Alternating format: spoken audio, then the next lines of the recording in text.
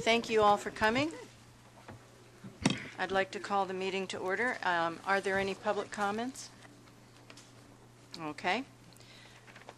Could I have a motion to approve the minutes of July 23rd? Before the vote, I want to extend my thanks to Commissioners Bickford and Ferrer for chairing that meeting for me. I appreciate that very much. All those in favor? Changes to the work plan? Well, as you know, the meeting schedule is completely different for 2013. Mm-hmm. We will be meeting on the day of the board, and we will be meeting at 8:30 in the morning. Mm-hmm. We'll still be meeting 4 times a year, Mm-hmm. so there will be 4 meetings, and they will be in March, June, September, and November. I think it's going to be easier for us because since we're first thing in the morning, we know exactly when we're going to start. We have to maintain the schedule since the board meeting will follow us, but it'll also mean that you get out a little bit earlier than what's going to happen today. So in the long run, I think it's to our advantage. Before we talk about the departmental goals, I've circulated to the committee members a memo which summarizes the successes and my idea of goals for the future.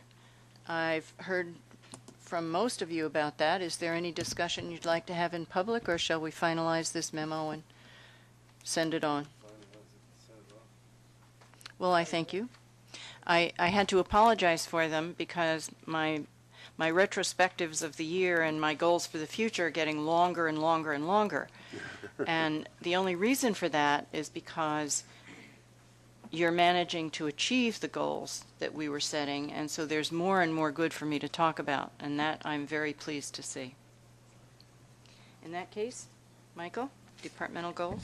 Thank you. And I want to just reinforce the vision and the hard work of the staff, because if it had not been for the hard work of the staff, then we would not be achieving these goals. It is often indicated that superstar athletes win scoring titles, but teams win championships. So this is a great team. So with respect to the training, the last 2 classes are going to be scheduled for January. They were canceled because of the flood and the closure of 2 Broadway. And so after those 2 classes are given, the new term is going to start up in March. And the classes, the goal of the classes are to create a program whereas we can help grow the businesses and teach them how to do business the MTA way. Every agency, every owner does business differently. So this is a training program, and I want to just also thank Bill Goldstein back there because we got a head start, because when Bill was the president and CEO at the SCA, he ordered us to bring in the training program internally, and we improved it, and we did it in a more cost-effective manner. So the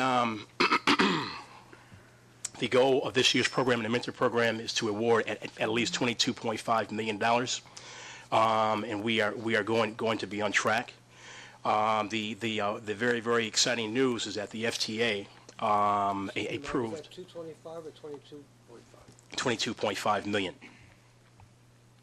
The good news is that after 13 months of conference calls and emails and meetings in Washington and in Denver, the FTA finally approved our federal mentor program.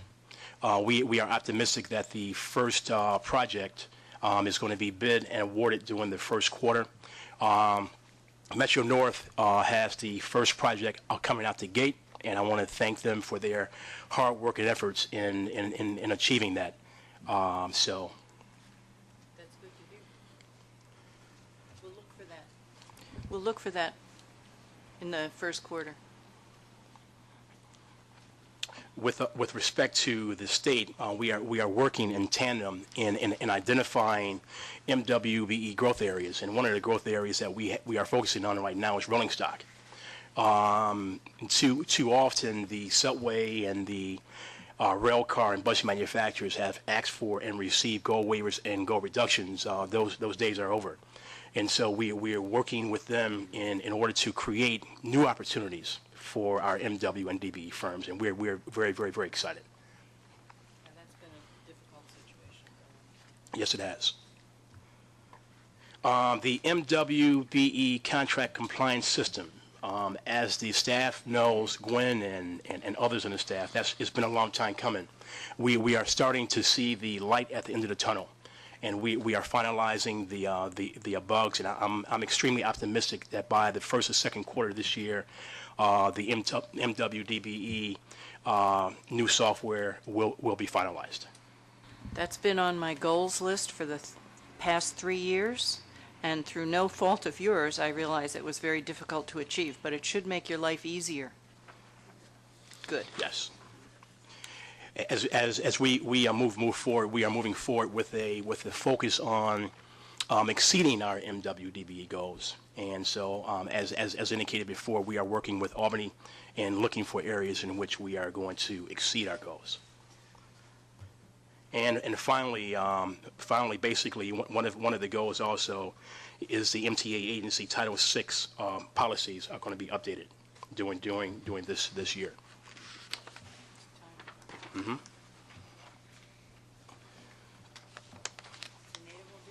Yes. Good afternoon. So as you can see, we've had an extensive list of MWDBE outreach initiatives for the last quarter. However, with Hurricane Sandy, there's been a lot of rescheduling on our calendar. Towards the beginning of the year, we are going to be rescheduling our new firm orientation session that should have been held in November. The Long Island Community Development Conference has now been rescheduled till April.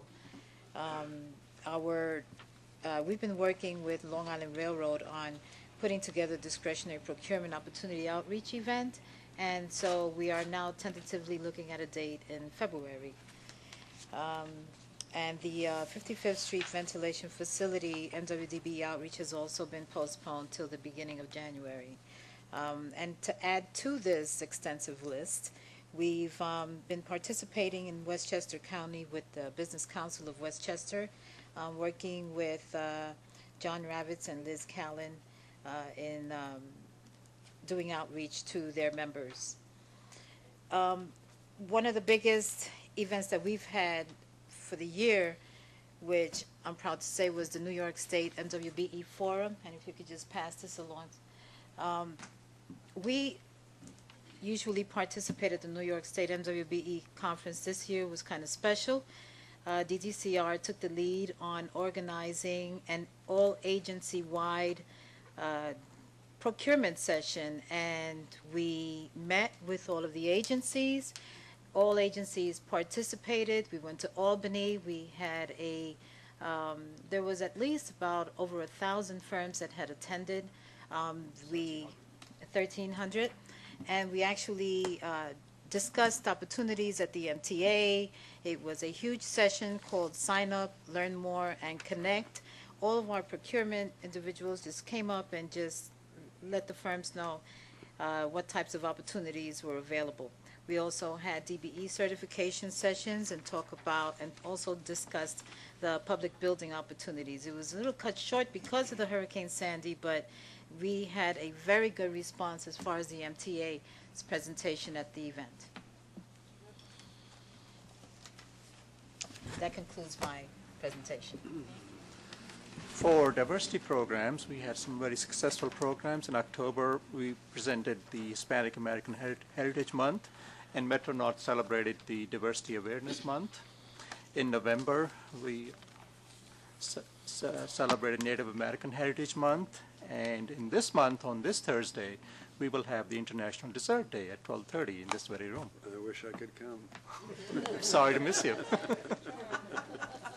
Yeah. Go. Okay. I think Mr. Fife has something to say. I can also add that Long Island Railroad celebrated Hispanic Heritage Month in October as well. Thank you. Okay, good afternoon. The certification activity for the third quarter, well, in terms of applications, we received 22 in July, 6 in August, 12 in September, for a total of 40 during the quarter. If you compare it to what we received the past 2 years, you'll see that in 2010, during that same period, we received 33, and in 2011, we've received 27, so again, it's increasing. In terms of the actual activity for that same period of time, we certified 27 firms, we denied 1, 9 applications were returned for various reasons, and 5 firms withdrew their application, for a total of 42 processed during the third quarter. Again, comparing it to 2011 and 2010, there were 34 that were processed during the same period in 2011 and 23 in 2010. One of the things I would like to bring to your attention, though, is that we have processed these in 2012 with less staff because I have one person out on disability and another person who resigned. So we're working very hard to get this done. Well, not only are the numbers always going up, and they have not over just the 3 years, Right. but for the last 5 or 6 years that Absolutely. I've been watching it, you've managed to certify more firms each year. But I need the committee to remember that not only are these new certifications that we're watching, but the older firms are getting recertified, so it's a lot of work. Right. Thank you. Let me just add also, and Carolyn is too modest because she was here working last week with bronchitis because she's focusing on making sure that we exceed last year's numbers. Also, and at the next meeting, we are going to have a summary of out of those firms who were certified, how many of those got subcontract and prime contract agreements? Because you can certify firms until the cows come home, but if there are no firms getting contracts, it doesn't mean anything. That's right. Susan, question for Mike. It's okay, I got it on there. Thanks. I presume there's some assistance in-house here to firms in making new or reapplying for certification. Is that correct? Yes, it is. Okay. Yes, it Could is. you just quickly give me a thumbnail sketch on what that assistance entails? So basically, our strategy has been when we attend MWDB outreach events, we exchange cards and we meet firms. Then we call firms in once every quarter to give them a line-by-line assistance of helping them to fill out their applications. And so it's hands-on, it's focused. And then once a firm is certified, once every quarter, we have all of the operating agencies in, and they talk about what contracting opportunities are there and what it takes for those newly certified firms to become qualified to do business for that agency. Most agencies certify you, and you're like left out there. We want to be more hands-on into, in fact, integrating the newly certified firms into the agency's business processes. I have a suggestion to make for you. Several years ago, 4 or 5, I don't remember when, I went to one of the workshops for new firms coming in. I wanted to see, actually what I wanted to understand better was why we were denying or returning things. And it became very clear to me that there is a lot of assistance, but there was at that time some confusion as to what it took to qualify. So it's worthwhile attending one of those sessions so that you can see what an applicant would go through themselves. And just to clarify, on a monthly basis, we conduct certification classes. So somebody from my staff conducts a class every month. And people are welcome to come in and we take them through the certification review process, what it takes, what we look for, what the regulations say. And how do you let people know that this is available to them? That's generally done through the outreach. That's the outreach. Okay, all right. That's what we do. Great, thanks. EEO activities? I don't know, are you doing the Yes. headquarters? Okay, great. On pages 19 through 22, we list the underutilization in various categories across the agencies. This data is as of September 30th, the third quarter of 2012. Overall, women, Hispanics, and employees classified as others are underutilized at the operating agencies and the various job categories. and the majority and the underrepresentation within these groups occurred within the administrative support, skillcraft, and service maintenance job categories. That's where most of the employee population of the operating agency is. So the charts that follow just list various categories and in which agencies is there underutilization of minorities and women. The agencies are here to talk about their recruitment initiatives. And I don't know which one would you want to start with? Well, I'd like to point out first that the operating agency committees heard the actual statistics for their agency. The diversity committee thinks that it's important that the operating committee members become aware of what the goals are and what's trying to be achieved. But the value of making you also report to this committee is sharing the information, sharing what one agency is doing that's successful so that the other agencies can pick up on that and try some of those things. So since Helena's next to me, I'll start with Helena. Thank you very much. We are still striving to increase our diversity in our recruitment strategy. While we've done better, as you can see statistically, in both the area of females and minorities, we still have a ways to go in other categories and in different job titles. So we've tried to broaden our recruitment strategy by highlighting different locations that we can have better outreach in communities of diverse characteristics and encourage people to apply for jobs at the Long Island Railroad. Now, I will say that, these are difficult times out there. We are getting swamped with applications. Whenever we open the website up for a particular title, we just in a 24-hour period can have as many as, hundreds of online applications. We're trying to be very careful that we go through a process that does try to meet our diverse goals. So it's not a first come, first served basis. We are looking to diversify the workforce, and we're looking to, match categories that are underrepresented.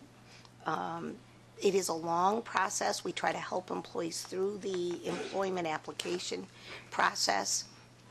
One of the things we have to stress in the application process is you gotta, refresh your memory. Especially young people come in and, we find that they forget things, and the goal in the application process is disclose everything. Don't say, oh, I don't want to tell them that, I got this parking ticket or this speeding ticket or whatever, because then they won't hire me. In fact, if you fail to make a disclosure on your application, that can be an automatic disqualification. Whereas, you know what? Getting a speeding ticket wouldn't be a disqualification. It is, depends on what job you're applying for, wouldn't be automatic. It depends on how recent it is. So one of the things we're really stressing is to work with individuals to say, look, this is your opportunity, just put it down. Don't you make a value judgment about it. Don't try to screen the information. So that's been one of our most important issues. The other, and this impacts our budget, you've heard this in the committee as well, we try to develop a hiring plan so that we're not hiring for every job that we think is going to be open at the beginning of the year, but we target those that have the longest training periods, and we have a continuous recruitment strategy. What we are also trying to communicate out there in our job fairs is you have to keep applying. It's not that you can have just one application on file. You are applying for specific jobs. So it is a very comprehensive effort. I want to, thank MTA staff. They've helped us quite a bit in the outreach. I heard from one of our board members this morning, Mitch, asked me to specifically do an outreach out in Brentwood at the community college. We will add that to the list. I think 2013 The biggest challenge is going to be that we're just getting so many qualified applicants. There are many people now with, degrees, for example, college degrees, that wouldn't normally be our targeted workforce for, say, an assistant conductor job. But lots of employment is a struggle right now, and we're sensing that everywhere, which is then giving us, a tremendous number of applications that have to be screened. And I have to face the same issues that you mentioned where, when you're, this happened to be one of the areas that got downsized during the 2010 budget cuts. And I've got to, refortify the staff. Should I do that? That's beyond EEO. This is my procurement side, but if I'm making my presentation, I'll do it. Good. Okay, Susan, thank you very much. I wanted to highlight, we did this brochure, and it is on discretionary procurement opportunities with the Long Island Railroad. Again, I want to thank staff for helping us develop this. We wanted to get out there specifically to let people know there were opportunities under our MBE, DBE, and small business concerns. And this is a unique program. Not everybody actually understands it. I keep saying it because, the more we get it out there, the better it is. We can have actually competitively solicited proposals just amongst those three groups, MBE, DBE, and small business concerns, which gives the smaller concerns and the DBEs an opportunity and the MBEs to compete at a different level where they're not necessarily wiped out by the big block stores. We think that this actually will be a very exciting program on Long Island as well. A couple of opportunities are going to develop in our capital program, and we're looking to increase participation on Long Island. And that was a key point with County Executive Ballone. And Mike indicated that he would join me as we do a little bit of a outreach in Suffolk County specifically and try to connect it to our capital program. So unfortunately, we were affected by Hurricane Sandy. We had these great posters all done. We have to redo them. We couldn't hold the event on Friday, December 7th, but we are rescheduled for the first quarter in 2013. And this is, a nice event that we'll hold in the lobby of the AirTrain building. And we invite people just to come in and meet with staff and have a real exchange on what the opportunities are. And people can come in and pitch to us as well, not just listen to us. They're allowed to pitch, and we make that clear. So that gives you, kind of the two pieces that we've been working on. And I do think 2013 has some challenges, but we're ready and we're excited. Howard, would you comment on the EEO at Metro North? Sure, thank you. Let me just step back 1 second and then talk about the strategies. As you know, we spent a good part of the earlier part of the year making sure getting our numbers to reflect what's really going on. I think we've completed that effort. We talked with, I think, Susan, you and Freddie, I recall, kind of reviewing all of that.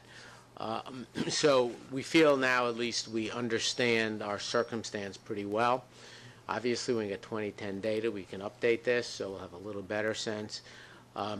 We certainly have an opportunity in 2013 to make some improvements where we need to.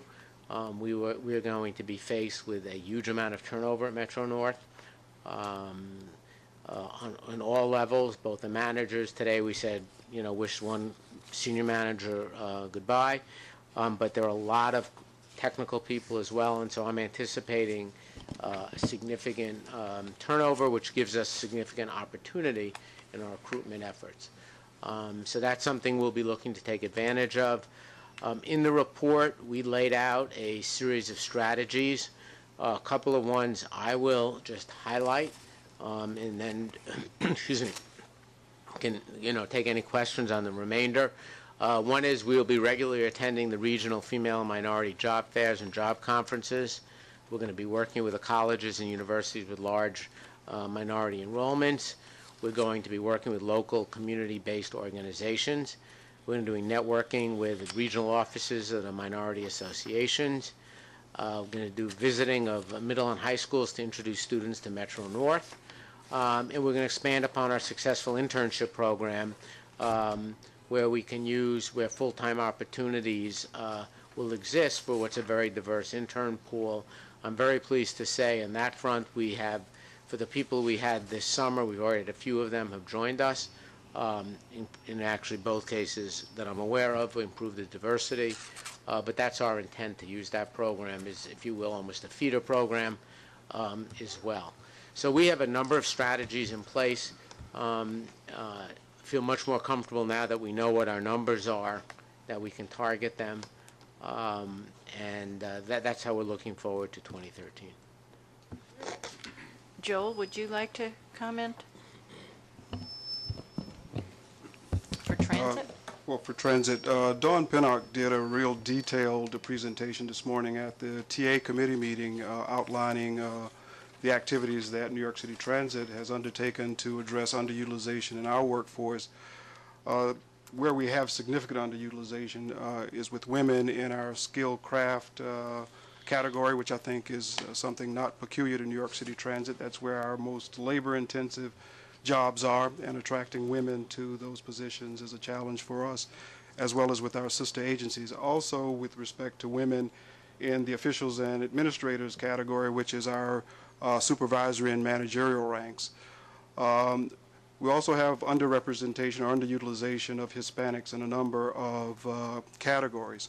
I think it might be useful to our colleagues to hear some of the things that is not contained in the diversity report that's in the committee book. And we have two members of Dawn's senior leadership team here, Patrick Smith and Aleda Myers, and I would just ask Patrick and or Aleda to speak about some of the partnerships we have had with groups in our efforts to address the underutilization of Hispanics in particular.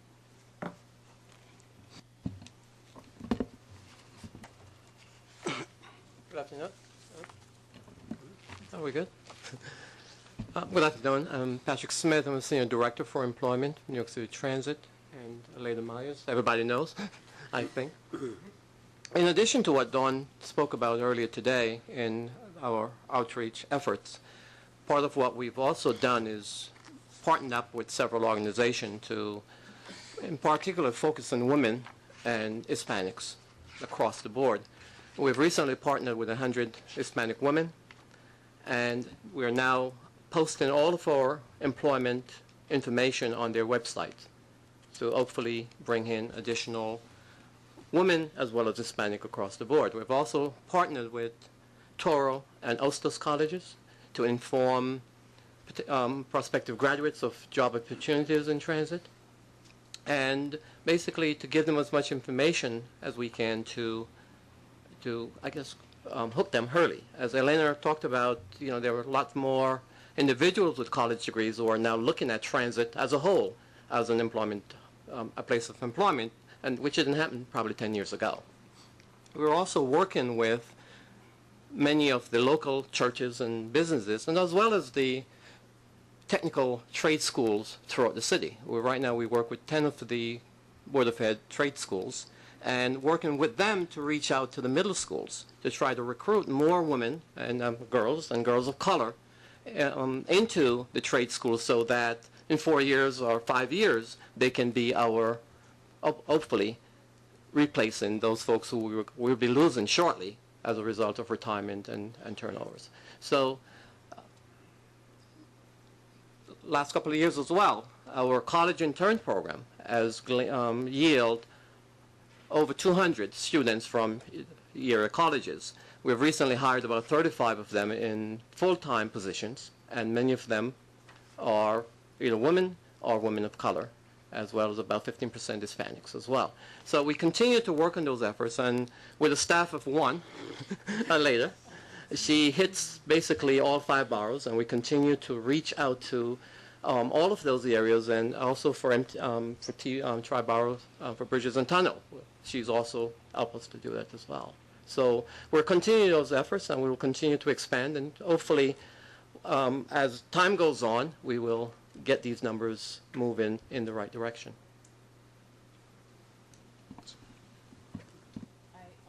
Say that I think transit has spearheaded the use of electronic media in its recruitment. It's easy to use. It's the way young people are coming to us these days, so it's an important element as well. Gloria? Thank you. Good afternoon. As Patrick mentioned, our agency was fortunate to have the assistance of transit in one effort that we made to increase the representation of women and minorities, particularly Hispanics, in the service maintenance job category. On Saturday, the 27th of October, we had them take the civil service test for the entry-level maintainer position. Aleida had worked magic in recruiting from various organizations, Hispanic organizations, community organizations, churches, veterans groups, and the like, and 425 people appeared to take the test. It's significant because it was the day before Hurricane Sandy struck, and we were concerned that we wouldn't have that much of a turnout. Now transit is in the process of, the first is the protest phase, and then we'll be able to determine how we were attracting women and Hispanics to those titles. And in terms of the officials and managers category, one area where we've been working is a combined succession planning diversity initiative that we call the Management Associates Program. This was done with inside headcount with found economies. And so we were fortunate in that we could hire them. They're actually employees of the agency, full-time employees. And we began this effort after a very wide recruitment effort. We contacted many colleges and universities, about 400 that had enrollments of minority students, community organizations and the like, professional organizations. And we had 1,000 inquiries. Of that, over 300 applications. We whittled it down to the 5 people that I'm happy to introduce to you today. They are widely skilled in the background that they bring to our agency. We launched the program on May 10th. There'll be rotations throughout the major departments. They're already in their second rotation. And they had a taste for what happens at our agency when we have a crisis, in that they participated in helping us with Hurricane Sandy disaster recovery efforts. So we're very proud of them. I'd like you to please welcome Shandira Barton. Shandira earned her Bachelor of Science degree in Management Information Systems from the State University of New York at Old Westbury. Her commitment to public service and her organizational proficiency were demonstrated in many college and community projects that she promoted. And in 2007, she was a temporary bridge and tunnel officer at the Cross Bay Bridge. That's Shandira. Sean Brown, he obtained a Bachelor of Science degree in Business Management and Finance from Brooklyn College. He previously worked as a customer service agent for FedEx for 6 years. Before that, he was a guest services coordinator for resorts in the Caribbean. A very tough job, I'm sure. He is currently pursuing his master's degree. Steven Mejeda, he acquired a master's degree in city and regional planning from Rutgers. He worked for the New York City Department of Transportation Planning and Sustainability Division, also with an international aviation company in Costa Rica, for the U.S. Department of Defense conducting Geographic Information System, GIS analyses. He won't talk about that. And Radon Consulting, a planner conducting environmental impact analyses for capital planning programs for the MTA and for New Jersey Transit. Van Steven, he earned his master's in business administration from the University of Indiana. He relocated to New York from Miami, where he worked as a staff services assistant for the city's Department of Employee Relations. He was also a personal trainer and a running coach for Equinox. He's a writer and an actor and part of a sketch and improvisation comedy group. That'll come in handy.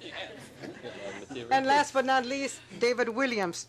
He obtained a bachelor's degree in engineering from City College after studying philosophy at the University of California in Irvine. That's quite a mix. In 2010, he worked for Gannett Fleming Architects and Engineers, assisting the project manager on a $25 million Henry Hudson Bridge toll plaza design.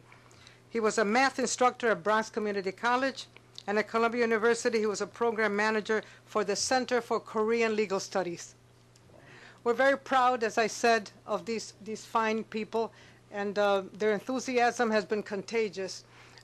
Friday, we had the first of our conversations with, and it was with Bob Redding, who is in charge of new toll initiatives for our agency. And it was a mutual admiration society because he was very impressed with the quality of the questions that they asked, and they were, of course, very impressed by the wealth of background that Bob Redding has in transportation systems and in toll initiatives. So it's been a win-win for both the agency and for these fine people that we expect will take over as managers in 2.5 years. Welcome to all of you.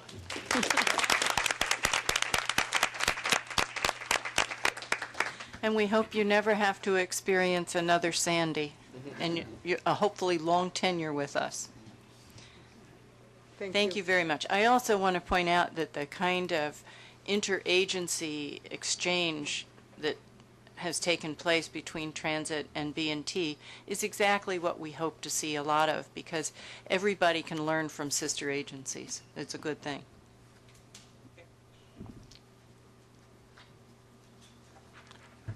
For new hire, yes, thank you. For new hires as of September 30th, 2012, over 3,000 employees were hired at the MTA and across the agencies. Almost 23% of the new hires are women, and that includes minority and non-minority women. Over 70% of the new hires are minorities. That includes men and women.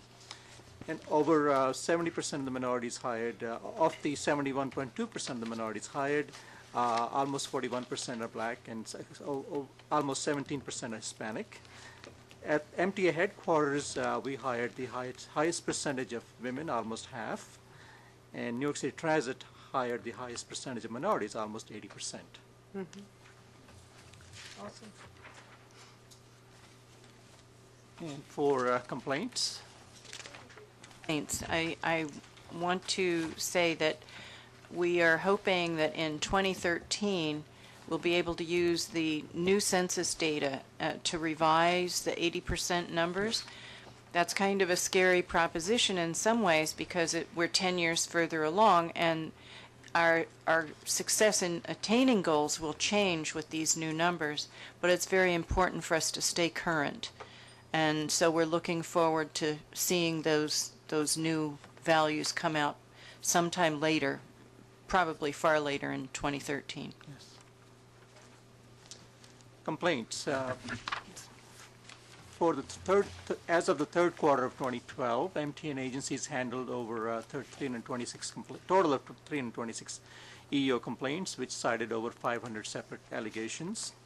Of these complaints, 177 were filed externally at city, state, and federal agencies, and 149 were filed internally at the EEO offices within the agencies.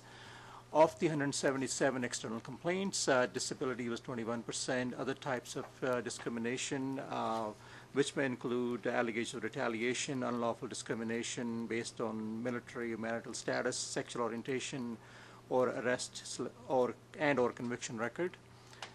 And race and color discrimination was 20%, were most frequently cited as the basis for the complaint. Of the 149 internal complaints, other types of miscellaneous discrimination was 25%, sexual harassment 23%, race and color discrimination allegations 25%, and these were the allegations most frequently cited. Between January and September, for 3 quarters of 2012, MTA agencies also handled a total of 33 Title VI complaints, which cited 39 separate allegations. Of these 33 complaints, race discrimination was most frequently cited as the basis of the complaint, which was of 64%.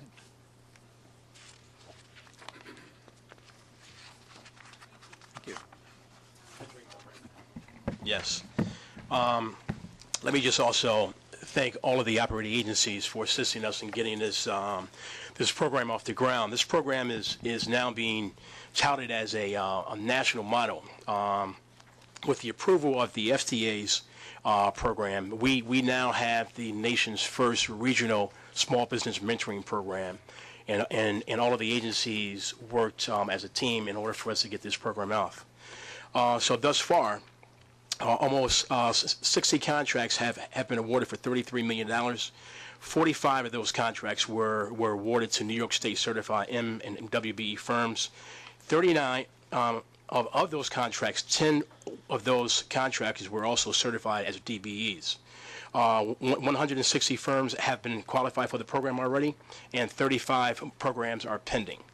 Let me say that with the ability of now of the FTA funded program, we now can create prime contract opportunities for our MW and DBEs. Too often, once a firm is certified, they are in fact regulated to a subcontractor status. And so we believe that basically the best way to grow our certified firms is to afford them prime contract opportunities and not being only looked at as subcontractors. Mm-hmm. I think it's really impressive, Mike. The number, $23.6 million, that's all of the contracts awarded in a year to MWBE firms? This has been 2 years. It's 2 years? Yes. It's in this program. Right. It's 2 years? Yes, it is. Okay. It's not all of the contracts. Right. No, only in this program. All right. Right. Now, it would be useful to have that as well. What are the rest of the programs with respect to awarding contracts, so we get some idea as to how we're hitting the target that targets. we've been given by the government? We have it. It's coming up. Sorry. Yeah, sorry. it's coming up. But this program is almost going to be used as a feeder system in order to allow these firms to learn, earn, and grow, and to equip them with loans, bonding, and training, so we can usher them into our regular programs. Okay, so this is 23.6 over 2 years. Yes, it is.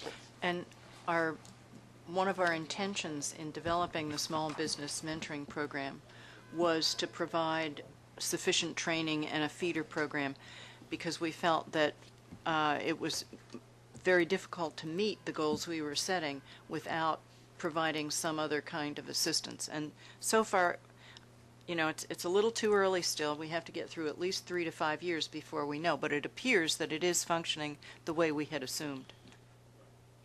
Let me say also, for the first time last year, one of our large companies by the name of Skanska Civil has joined our training program. And so they are training our MWDB population as to how to do business on the ground.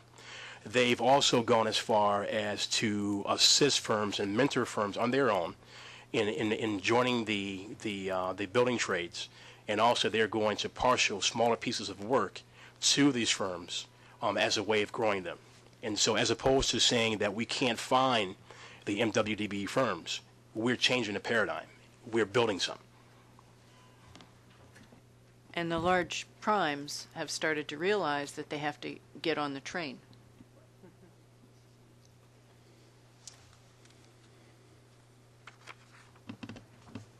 Okay.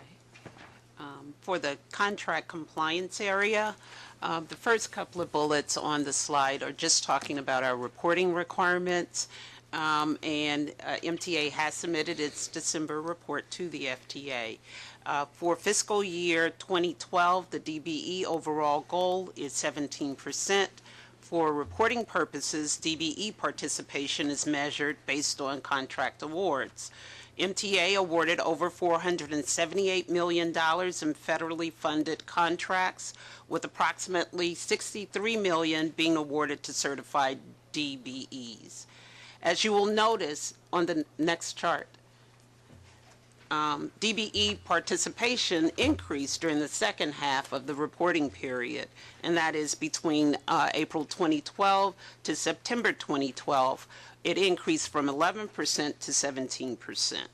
For DBE payments, over $297 million was paid to prime contractors working on 9 completed federally funded contracts.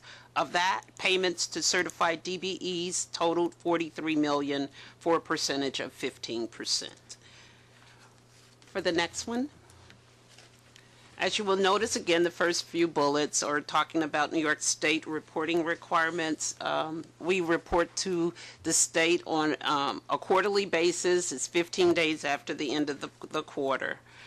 New York State MWBE participation is measured based on the payments to MWBEs. MTA's overall goal is 20%. As of September 30th, 2012, MTA awarded $295 million in New York State funded contracts, with over $75 million, or 26%, being awarded to certified MWBEs. For the payment area in which we're measured, $477 million was paid to prime contractors, with approximately $103 million, which is 22%, paid to MWBEs. Payments during the second quarter increased from 19% to 24%. So MTA has exceeded its MWBE goals.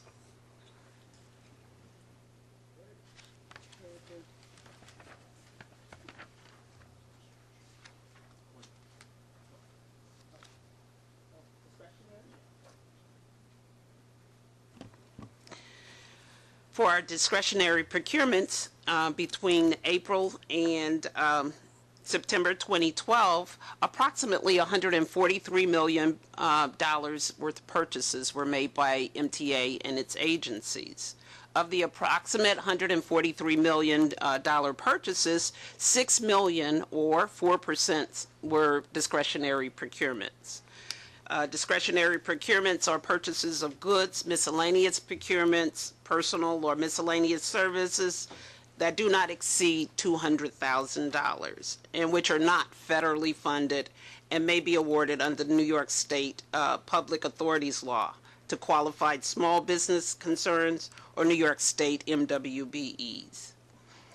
Approximately 7% of New York City Transit purchases were discretionary procurements. Let me say that this is a new area, but I want to just commend Transit for being one of the first ones out of the gate. Metro North and also LIRR, with the creation of this brochure, we are taking this very, very, very seriously as a vehicle in order to increase our MWBE awards.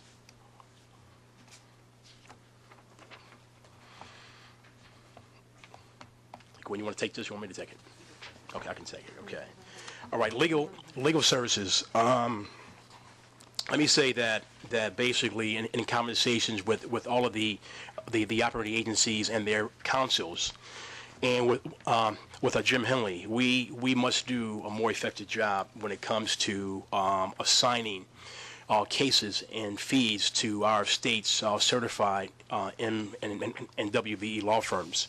Almost to the point where, as we have agreed with Jim Henley, that we are going to go out with an RFP, if not this month, next month, to target the smaller law firms as a way of building up our pool of certified minority women-owned law firms. So when there are assignments coming up, they will be given assignments as well.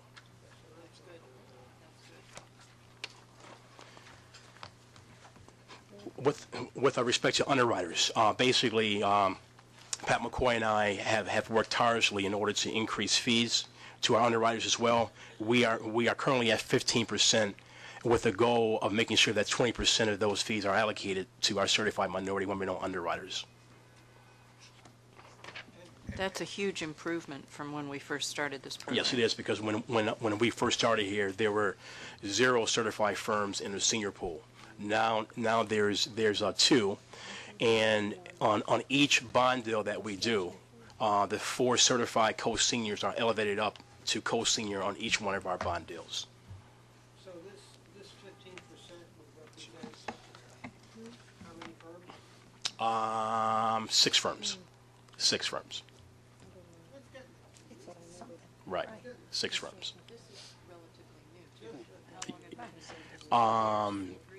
On the as far as the firms, certified firms in the senior pool, about 2 years, going on 3 years. As far as the elevation of the MWBE firms as co-seniors to the senior status, that's been going on since 2006.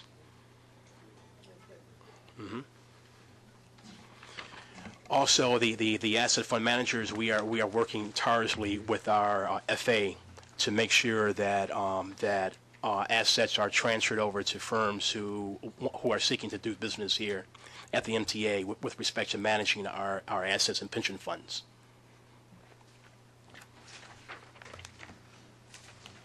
Gwen?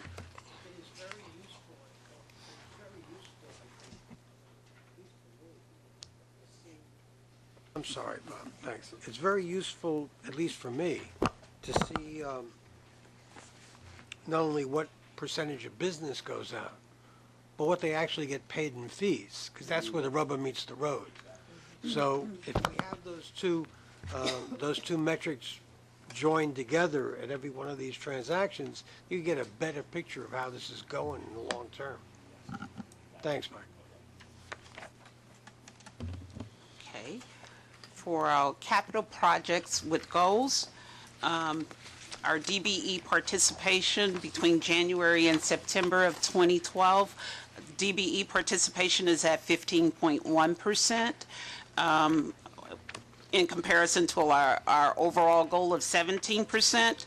The reason why the percentage is not at 17% is basically because we had a large contract come in that we had to reduce the goal from 17% to 8% after learning that the prime contractor and Con Ed had to work together to relocate a utility. That was part of the construction project. For our WBEs and our MBEs, we are exceeding the goal. Right now, we have 27%, 11.3% in MBE participation, and we have 16.1% in WBE participation, which gives us a total of 27%. So we're doing a fabulous job with MWBE. Let me also say that basically that by March 31st of 2013, the governor has indicated that he wants all New York State authorities and agencies to be at least 20%. We are ahead of the curve. They then called and said that since we are the largest state authority in the state, they want us to do better than 20%. And so we're looking at maximizing all of the opportunities. So, in other words, if you're good, you got to be better. Works for me. Anything else? Anyone else? Oh, I always have to do this. I apologize. Would you like to do the task force? Oh, it's page 46. And then I have to do the charter. yes, so we will work with all of the agencies to improve our MWDBE inclusion.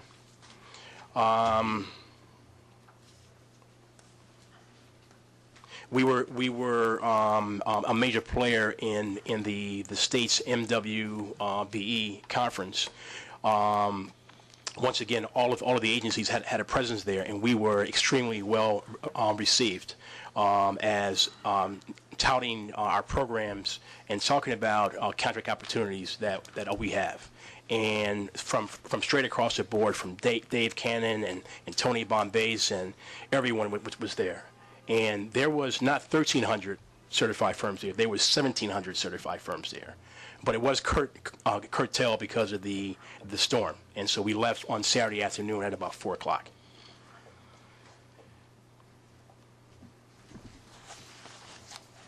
And also we are going to work basically with maximizing opportunities in a federal program. Once again, the federal program, the FTA's approved program, is the first regional program in the country.